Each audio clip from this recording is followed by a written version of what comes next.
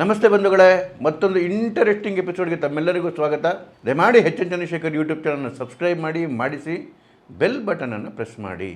2 ತಿಂಗಳಿಗೆ ಮುಂಚೆನೇ ಏನು ಬೇರೆ ಎಲ್ಲ ಟಿ ವಿ ಚಾನಲ್ಗಳು ಬೆಂಗಾಲದ ವಿಚಾರದಲ್ಲಿ ಮಾತಾಡ್ತಾ ಮತ್ತೊಮ್ಮೆ ದೀದಿ ಅಧಿಕಾರಕ್ಕೆ ಬಂದೇ ಬರ್ತಾರೆ. BJP ಹಬ್ಬಬ್ಬ ಅಂದರೆ 100 ಕ್ರಾಸ್ ಮಾಡ್ಬೋದು ಅಂತ ಹೇಳ್ತಿರ್ತಕ್ಕಂಥ ಸಂದರ್ಭದಲ್ಲಿ, ನಾನು ಹೇಳ್ತಿರೋದು ಆಲ್ಮೋಸ್ಟ್ ಇದು ಫೆಬ್ರವರಿ ಸಂದರ್ಭದಲ್ಲಿ, ಆವತ್ತೇ ಒಂದು ವಿಡಿಯೋ ಮಾಡಿಬಿಟ್ಟು ನಾನು ಹೇಳಿದ್ದೆ BJP 150 ಕ್ರಾಸ್ ಮಾಡುತ್ತೆ ಅಂತ ಹೇಳಿ. ಆಗ ಯಾವ ಟಿ ವಿ ಚಾನಲ್ ಆ ಮಾತು ಹೇಳ್ತಿರ್ಲಿಲ್ಲ. ಈಗ ಬರ್ತಿರ್ತಕ್ಕಂಥ ಸರ್ವೆಗಳು ಹೇಳ್ತಾ ಇದ್ದಾವೆ BJP 139 ಬರುತ್ತೆ, ತೃಣಮೂಲ ಕಾಂಗ್ರೆಸ್ಗೆ 149 ಬರುತ್ತೆ ಅಂತ ಹೇಳಿ. ಆಲ್ಮೋಸ್ಟ್ ಆ ರೀತಿ ರಿಸಲ್ಟ್ ಬರುತ್ತೆ ಅಂತ ಹೇಳಿ.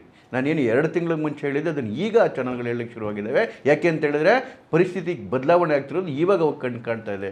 ಆದರೆ ಈಗಲೂ ಕೂಡ ಯಾವುದೇ ಚಾನಲ್ ಗಟ್ಟಿಯಾಗಿ ಹೇಳ್ತಾ ಇಲ್ಲ BJPಗೆ ಅಧಿಕಾರಕ್ಕೆ ಬರುತ್ತೆ ಅಂತ ಹೇಳಿ. ಬರೆದಿಟ್ಕೊಳ್ಳಿ ಬಂಧುಗಳೇ, ಬರ್ತಿರ್ತಕ್ಕಂಥ ಚುನಾವಣೆಯಲ್ಲಿ ಮಮತಾ ದೀದಿ 100 ಸೀಟ್ ಕೂಡ ದಾಟಲ್ಲ. BJP 177 ಪ್ಲಸ್ ಆಗುತ್ತೆ. ಬರೆದಿಟ್ಕೊಳ್ಳಿ, 100 ಸೀಟ್ ದಾಟಲ್ಲ ಅಂತ ಹೇಳಿ. ನಾನ್ಯಾವುದು ಊಹೆ ಮಾಡಿಕೊಂಡು ಈ ವಿಷಯವನ್ನು ಹೇಳ್ತಾ ಇಲ್ಲ, ಅಥವಾ ಇದರ ಭವಿಷ್ಯ ಕೂಡ ಅಲ್ಲ. ಬಂಗಾಳದ ಪರಿಸ್ಥಿತಿಯನ್ನು ಹತ್ತಿರದಿಂದ ಅವಲೋಕನ ಮಾಡಿದವ್ರಿಗೆ ಅಲ್ಲಿನ ವಸ್ತುಸ್ಥಿತಿ ಅರ್ಥ ಆಗುತ್ತೆ. ಇದಕ್ಕೆ ದೊಡ್ಡ ಪುರಾವೆ ಅಂತ ಹೇಳಿದ್ರೆ ಮಮತಾ ದೀದಿ ಬಾಯಲ್ಲಿ ಬರ್ತಿರ್ತಕ್ಕಂಥ ಮಾತುಗಳು. ಯಾವ ಮಮತಾ ದೀದಿ ಹೋರಾಟಕ್ಕೆ ಪ್ರಸಿದ್ಧಿಯಾಗಿದ್ರು, ಯಾವ ಮಮತಾ ದೀದಿ ಒಂಥರ ಸಿಂಹಿಡಿ ಥರ ಅಟ್ಯಾಕ್ ಮಾಡ್ತಾ ಇದ್ರು ವಿರೋಧ ಪಕ್ಷಗಳನ್ನ. ಇವನ್ 2021 ಚುನಾವಣೆಯಲ್ಲಿ ನೋಡೋದ್ವಲ್ಲ, ಬೀದಿಲಿ ನಿಂತ್ಕೊಂಡು ಸ್ಟ್ರೀಟ್ ಫೈಟರ್ ರೀ, ಬೀದಿಲಿ ನಿಂತ್ಕೊಂಡು ಗರ್ಜಿಸ್ತಾ ಇದ್ರು, ಬೀದಿಲಿ ನಿಂತ್ಕೊಂಡು ಹುಂಕಾರ ಮಾಡ್ತಾಯಿದ್ರು, ತೊಡೆ ತಡ್ತಾಯಿದ್ರು. ಆದರೆ ಇವತ್ತು ಅದೇ ದೀದಿ ಡಿಫೆನ್ಸಿವ್ ಮುಳುಗೋಗ್ಬಿಟ್ಟಿದ್ದಾರೆ. ಸುಳ್ಳು ಆರೋಪ ಮಾಡಲಿಕ್ಕೆ ಶುರು ಮಾಡಿದ್ದಾರೆ. BJP ಅಧಿಕಾರಕ್ಕೆ ಬಂದ್ಬಿಟ್ರೆ ಮೀನು ತಿನ್ನಕ್ಕೆ ಬಿಡಲ್ಲ, ಮೊಟ್ಟೆ ತಿನ್ನಕ್ಕೆ ಬಿಡಲ್ಲ, ಮಾಂಸ ತಿನ್ನಕ್ಕೆ ಬಿಡಲ್ಲ.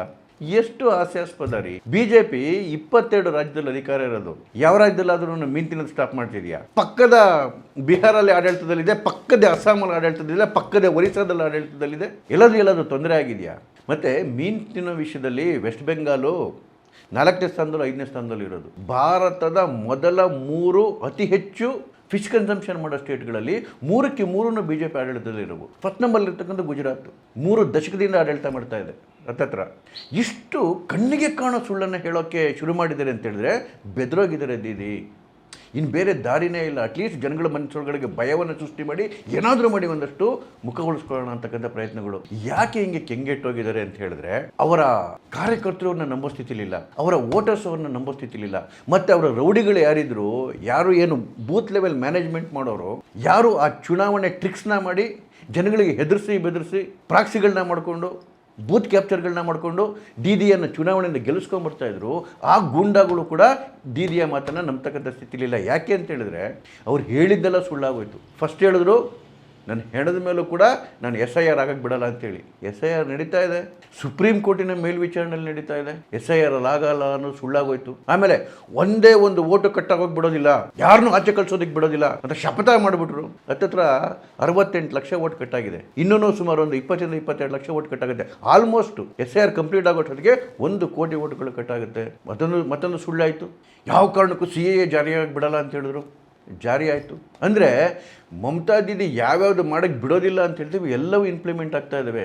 ಅದರ ಅರ್ಥ ಕಾರ್ಯಕರ್ತರಿಗೆ ಅನ್ಸೋಕ್ಕೆ ಶುರು ಮಾಡಿದೆ, ಆ ರೌಡಿ ಪಡೆಗಳಿಗೆ ಅನ್ಸೋಕ್ಕೆ ಶುರು ಮಾಡಿದೆ, ನಮ್ಮ ಅಕ್ಕಂದಿಲ್ಲಿ ಏನು ನಡೆಯಲ್ಲ ಇನ್ಮೇಲೆ ಅಂಥೇಳಿ. ಸುಪ್ರೀಂ ಕೋರ್ಟ್ ಕೂಡ ಮುಗಿಬಿದ್ದುಬಿಟ್ಟಿದೆ. ಎಷ್ಟು ಅಂತ ಅನಾಚಾರ ನೋಡ್ತಾರೆ ಯಾರಾದ್ರೂ ಆಗಲಿ. ಇವತ್ತು ಚುನಾವಣೆ ಘೋಷಣೆ ಆಗಿದೆ. ಚುನಾವಣೆ ಘೋಷಣೆ ಆದಮೇಲೆ ಇಡೀ ವ್ಯವಸ್ಥೆಯನ್ನು ಚುನಾವಣಾ ಆಯೋಗ ಕಂಟ್ರೋಲಿಗೆ ತೊಗೊಂಡ್ಬಿಟ್ಟಿದೆ. DGPಯಿಂದ ಹಿಡ್ಕೊಂಡು, ಕಮಿಷನರಿಂದ ಹಿಡ್ಕೊಂಡು, ಚೀಫ್ ಸೆಕ್ರೆಟರಿಯಿಂದ ಹಿಡ್ಕೊಂಡು ಎಲ್ಲರ ಟ್ರಾನ್ಸ್ಫರ್ ಆಗೋಗಿದೆ. ಸುಮಾರು 380 ಜನ ಲೋ ಲೆವೆಲ್ ಆಫೀಸರ್ಸ್ಗಳು ಟ್ರಾನ್ಸ್ಫರ್ ಆಗಿದೆ. ಯಾರು ಬೂತ್ಗಳಲ್ಲಿ ಈ ಥರ ಅನಾಚಾರ ಮಾಡೋದಕ್ಕೆ ಸಪೋರ್ಟ್ ಮಾಡ್ತಿದ್ರ ಎಲ್ಲ ಪೊಲೀಸ್ ಆಫೀಸರ್ಗಳು, ಎಲ್ಲ ಆಫೀಸರ್ಗಳು ಟ್ರಾನ್ಸ್ಫರ್ ಆಗೋಗಿದೆ. ಸುಮಾರು 700 ಜನ ಹೈಕೋರ್ಟ್ನ ಏನು ಜಡ್ಜ್ಗಳು ಅಥವಾ ನಿವೃತ್ತಿ ಹೊಂದಿರತಕ್ಕಂಥ ಜಡ್ಜ್ಗಳ ಅವ್ರ ಮೇಲುಸ್ತುವಾರಿಯಲ್ಲಿ ಇಡೀ SIR ಪ್ರಕ್ರಿಯೆ ನಡೀತಾ ಇದೆ. ಸುಮಾರು 1 ಕೋಟಿ ಓಟ್ ಕಟ್ಟಾಗೋದು ಅಂದ್ರೆ ಏನು ಅರ್ಥ? ಪ್ರತಿ ಕಾನ್ಸ್ಟಿಟ್ಯೂನ್ಸಿನಲ್ಲಿ 17,000ದಿಂದ 20,000 ಓಟ್ಗಳು ಕಟ್ಟಾಗುತ್ತೆ. ಇವ್ರದ್ದೇ ಭವಾನಿಪುರ ಕಾನ್ಸ್ಟಿಟ್ಯೂನ್ಸಿ ಏನಿದೆ, ಭವಾನಿಪುರ ಕಾನ್ಸ್ಟಿಟ್ಯೂನ್ಸಿಲಿ ಕಳೆದ ಬಾರಿ ಮಮತಾ ಬ್ಯಾನರ್ಜಿ ಗೆದ್ದಿದ್ದು 56,000 ಓಟಿಂದ. ಈಗಾಗಲೇ 46,500 ಓಟ್ ಕಟ್ಟಾಗೋಗಿದೆ. ಇನ್ನೂ ಬರೋ ದಿವಸದಲ್ಲಿ ಇನ್ನು 12,000-13,000 ಓಟ್ ಕಟ್ಟಾಗುತ್ತೆ. ಅದರರ್ಥ ಯಾವ ಮಾರ್ಜಿನಲ್ಲಿ ಮಮತಾ ಗೆದ್ದಿದ್ರು ಆ ಮಾರ್ಜಿನ್ಗಿಂತ ಹೆಚ್ಚು ಓಟ್ಗಳೇ ಕಟ್ಟಾಗ್ತಾ ಇದೆ ಇಲ್ಲಿ. ಅಂದರೆ ಅಷ್ಟು ಫರ್ಜಿ ಓಟ್ಗಳು ಇದ್ದಿದ್ದಲ್ಲಿ ಕಳೆದ ಚುನಾವಣೆಯಲ್ಲಿ ಬಿಜೆಪಿಗೂ ಮತ್ತು TMCಗೂ ಇದ್ದಂತಹ ಓಟ್ಗಳ ವ್ಯತ್ಯಾಸ ಕೇವಲ 58 ಲಕ್ಷ. ಇಡೀ ರಾಜ್ಯದಲ್ಲಿ ಮಮತಾ ಬ್ಯಾನರ್ಜಿಯ ಪಕ್ಷಕ್ಕೂ ಬಿಜೆಪಿಗೂ ಇದ್ದಂತಹ ಒಟ್ಟು ವ್ಯತ್ಯಾಸ 58 ಲಕ್ಷ. ಬರೀ SIR ಅಲ್ಲಿ ಈ ಬಾರಿ ಕಟ್ಟಾಗ್ತಿರೋದು 1 ಕೋಟಿ ಓಟು. ಆ 1 ಕೋಟಿ ಓಟಲ್ಲಿ ಸುಮಾರು 90% ಮುಸಲ್ಮಾನರ ಓಟು. ಆ ಮುಸಲ್ಮಾನರ ಓಟಲ್ಲಿ ಸುಮಾರು 90% ಮಮತಾ ಬ್ಯಾನರ್ಜಿ ಓಟ್ಗಳು. ಇದು ದೀದಿಗೆ ತಲೆ ಕೆಡಿಸಿರೋದು. ಯಾವ ವೋಟ್ ಬ್ಯಾಂಕ್ ಇದ್ದವ್ರು ಗೆದ್ಕೊಂಡ್ಬರ್ತಿದ್ರು ಅಷ್ಟು ವೋಟ್ ಬ್ಯಾಂಕು ಕಳೆದೋಗಿದೆ.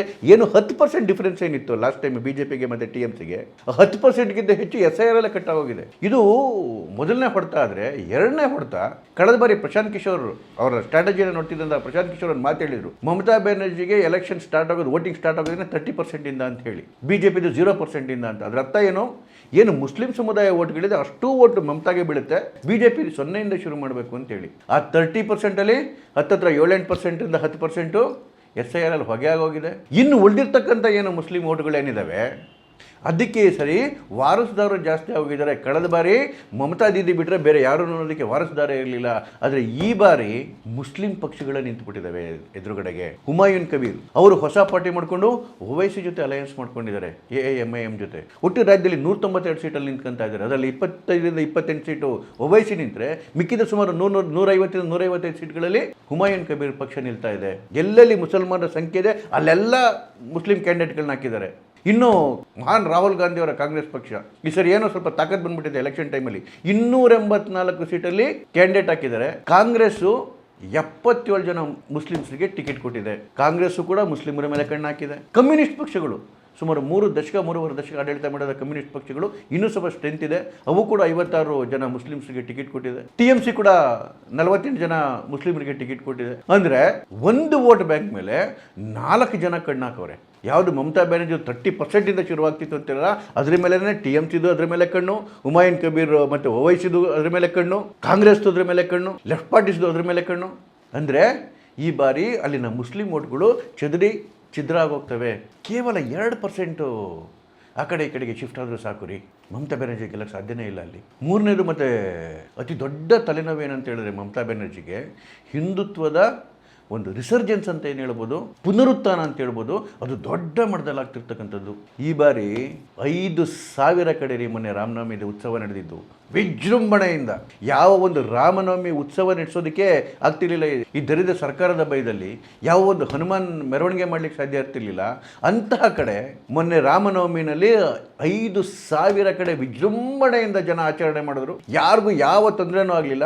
ಬಹಿರಂಗವಾಗಿ ಜನ ಬಂದು ಖುಷಿಯಿಂದ ಮಿಂದೆದ್ರು. ಅದರ ಅರ್ಥ ಧೈರ್ಯವಾಗಿ ಹಿಂದೂಗಳು ಆಚೆ ಕಡೆಗೆ ಬಂದು ಸೆಲೆಬ್ರೇಷನ್ ಮಾಡ್ತಾ ಇದ್ದಾರೆ.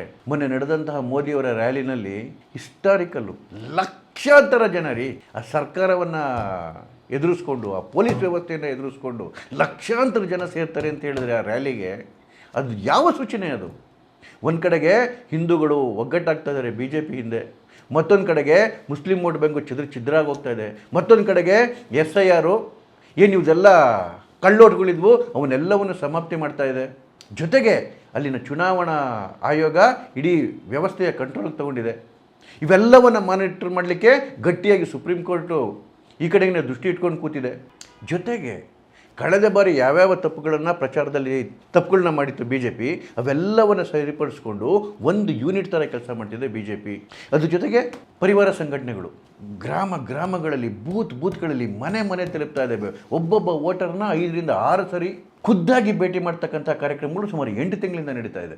ಎಲೆಕ್ಷನ್ ಆಗೋಷ್ಟಕ್ಕೆ ಪ್ರತಿ ವೋಟರ್ನ ಕನಿಷ್ಠ 6ರಿಂದ 7 ಬಾರಿ ತಲುಪ್ತಕ್ಕಂಥ ಕಾರ್ಯಕ್ರಮಗಳು ಸೈಲೆಂಟಾಗಿ ನಡೀತಾ ಇದೆ, ಯಾರ ಕಣ್ಗೂ ಕಾಣಿಸ್ತಾ ಇಲ್ಲ ಅದು. ಜೊತೆಗೆ ಕಳೆದ ಬಾರಿ ಏನು ಸಣ್ಣ ಪುಟ್ಟ ತಪ್ಪುಗಳಾಗಿತ್ತು ಅವೆಲ್ಲವನ್ನು ತಿದ್ದುಕೊಂಡು ಈ ಬಾರಿ ಒಂದು ಸಂಘಟಿತ ಪ್ರಯತ್ನವನ್ನು BJP ಮಾಡ್ತಾ ಇದೆ. ನಾನು ಯಾವ ಆಧಾರದ ಮೇಲೆ ನಾನು ಈ ಬಾರಿ 100 ತಲುಪಲ್ಲ ಮಮತಾ ದೀದಿ ಅಂತ ಹೇಳ್ತೀನಿ ಅಂತ ಹೇಳಿದ್ರೆ, there is a reason behind that, there is a valid reason behind that.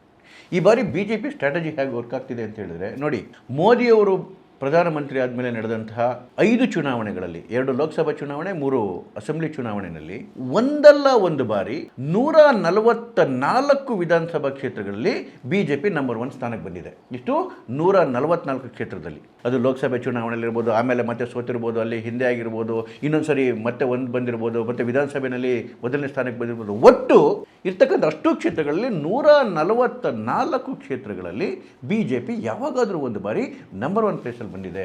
ಆ 144 ಕ್ಷೇತ್ರಗಳು ಬಿ ಜೆ ಪಿ ಗೆಲ್ಲಲಿಕ್ಕೆ ಫಲವತ್ತಾದಂಥ ಕ್ಷೇತ್ರಗಳು. ಆ ಕ್ಷೇತ್ರಗಳ ಪಟ್ಟಿ ಮಾಡಿಕೊಂಡು ಒಂದು ದೊಡ್ಡ ಮಟ್ಟದ ಸ್ಟ್ರಾಟಜಿ ಅಲ್ಲಿ ಕೆಲಸ ಮಾಡ್ತಾ ಇದೆ. ಎರಡನೇದು, ಕಳೆದ ಚುನಾವಣೆಯಲ್ಲಿ 2021 ಚುನಾವಣೆಯಲ್ಲಿ 60 ಕ್ಷೇತ್ರಗಳಲ್ಲಿ ಬಿ ಜೆ ಪಿ 2000ದಿಂದ 7000 ಓಟ್ಗಳ ಅಂತರದಲ್ಲಿ ಸೋತಿದೆ.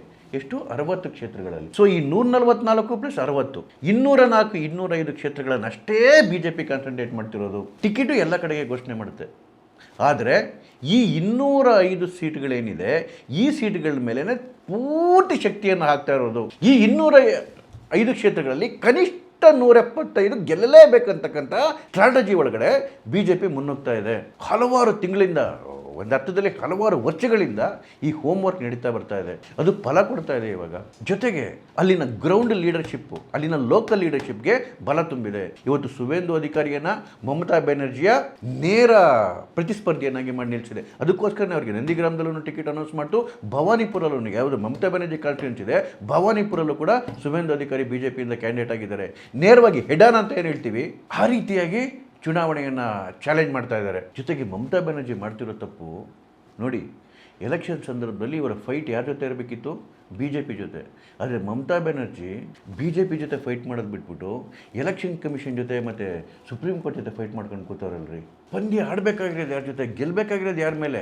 ಅದು ಬಿಟ್ಬಿಟ್ಟು ಇನ್ಯಾರ ಮೇಲೆ ನೀವು ಫೈಟ್ ಮಾಡ್ಕೊಂಡು ಕೂತ್ಕೊಂಡ್ರೆ ಯಾವ ದೀದಿ ಇವತ್ತು ರಸ್ತೆಯಲ್ಲಿ ಇಳಿದುಬಿಟ್ಟು ಬಿ ಜೆ ಪಿ ವಿರುದ್ಧ ಹೋರಾಡಬೇಕಾಗಿತ್ತು, ಇವತ್ತು ಹೋಗಿ ಎಲೆಕ್ಷನ್ ಕಮಿಷನ್ ಮೇಲೆ ಎಲ್ಲ ಧರಣಿ ಮಾಡ್ಕೊಂಡು ಕೂತ್ಕೊಂಡವ್ರೆ. ಇವ್ರನ್ನ ಬಿಟ್ಟರೆ ಓಟ್ ತರ್ತಕ್ಕಂಥ ಯಾವುದೇ ಬೇರೆ ಲೀಡರ್ಗಳಿಲ್ಲ ಅಲ್ಲಿ. ಎಲ್ಲವೂ ಇವ್ರ ತಲೆ ಮೇಲೆ ಹಾಕ್ಕೋಬೇಕು. ಮತ್ತು ಯಾವ ರೌಡಿ ಪಡೆ ಪ್ರತಿ ಚುನಾವಣೆಯಲ್ಲಿ ಹೆದರ್ಸ್ಬಿಟ್ಟು ಓಟ್ಗೆ ಬರ್ದಾಗೆ ಮಾಡ್ತಿದ್ರು ಜನಗಳನ್ನ, ಅವು ಎಲ್ಲರ ಬಾಲ ಕತ್ತರಿಸಾಗಿದೆ ಈಗಾಗಲೇ. ಜನಗಳಿಗೂ ಕೂಡ ಒಂದು ಧೈರ್ಯ ಬಂದ್ಬಿಟ್ಟಿದೆ. ಹಾಗಾಗಿ ನಾನು ಮತ್ತೊಮ್ಮೆ ರಿಪೀಟ್ ಮಾಡ್ತೀನಿ, ಈ ಚುನಾವಣೆಯಲ್ಲಿ ದೀದಿ 100 ಸೀಟ್ ಕೂಡ ದಾಟಲ್ಲ. ನಮಸ್ಕಾರ.